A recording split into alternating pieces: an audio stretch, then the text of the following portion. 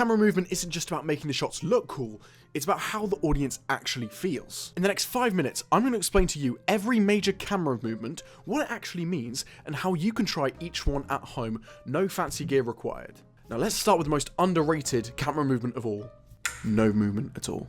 A static shot is when a camera doesn't move, and that's exactly why it's powerful. It forces the audience to focus on the raw aspects of the film, the performance, the blocking, and the composition.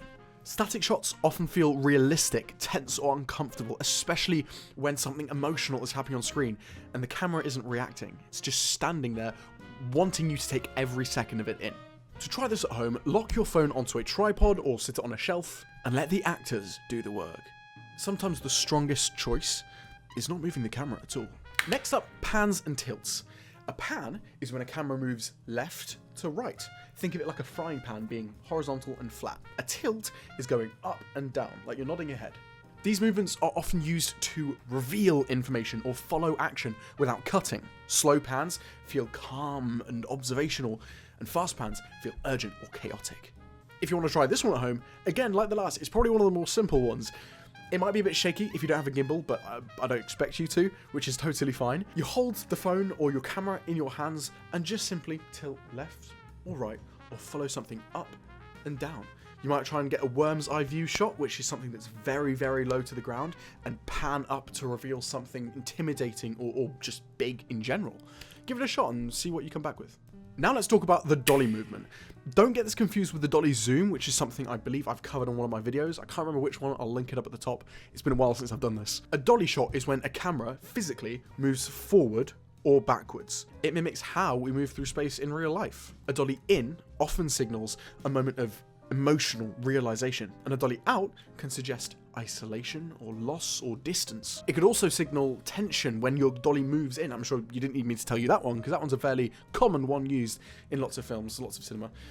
But moving backwards, again, a very common use for it is revealing something big. The dolly moves back, you see more and more and more of the scene until you realize something, whatever it happens to be. That's what's so great about the dolly. A good way to try this at home is find a rolling chair, any old office chair, or, I mean, I think that's really all that rolls. Anything like that will do perfectly fine. And slowly move toward or away from your subject, which I think is really easy to be stable as long as you have level floor, like a wooden floor or something. You can keep the camera or phone pretty close to your body to keep it stable. As long as the floor is flat, then I'm sure that the entire shot will look great. The zoom. Now, the zoom is different. Here, the camera stays still, but the lens changes focal length. And because of that, zooms feel very artificial and even psychological. They don't really mimic human movement like a dolly does. A dolly feels emotional, a zoom feels more mental. Now try this on your phone using a digital zoom, although I will say this one probably is the worst outcome on a phone. It'll be much better on an actual camera, but you have so much to work with the phone, I don't think it's going to be a problem. Now use your digital zoom to zoom into a subject with a background behind it. Notice how the background just compresses? This discomfort that you feel, that's the point. And what's great about this is that you compare it with a dolly. This is where we get the dolly zoom effect that we talked about that happens in things like Jaws. And it looks weird, right? It looks strange. And that's what makes it so effective. Unsettles you. Next, we've got the tracking shot. A tracking shot is when a camera follows a subject through space, usually alongside them, behind them, or just ahead of them.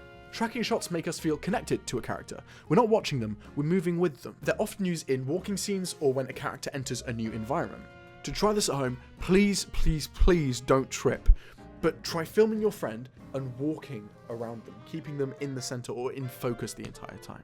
The smoother the movement, the more immersive the result. Handheld. The handheld shot is exactly what it sounds like.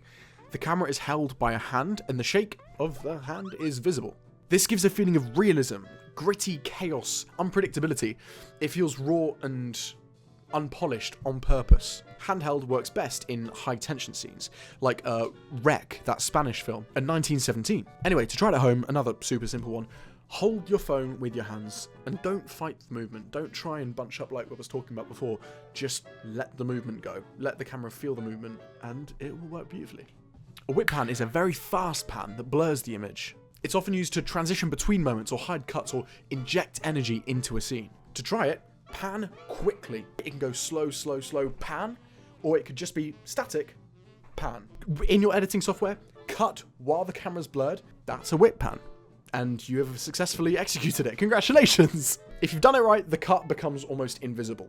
Finally, the crane. This is when a camera moves up or down through space. Crane shots reveal scale. They sometimes create emotional distance and often feel reflective or epic. You've probably seen them at the end of films. Kingsman, I don't know, for some reason is coming to mind. I'm sure there's some crane shots in there. But it just shows how small the characters are compared to what's around them. It's also great for revealing locations. Now, I don't expect anyone really at home to have a crane in their back garden. If you do, great, you'll find this much easier. But if you don't, then do what I do.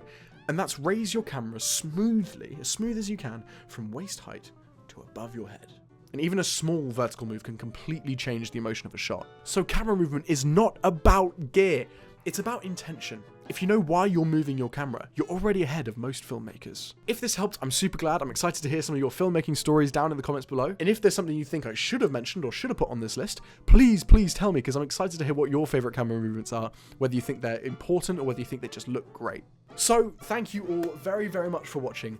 Be kind to yourself, be kind to others, and expect more videos from here soon. Thank you again. Bye-bye.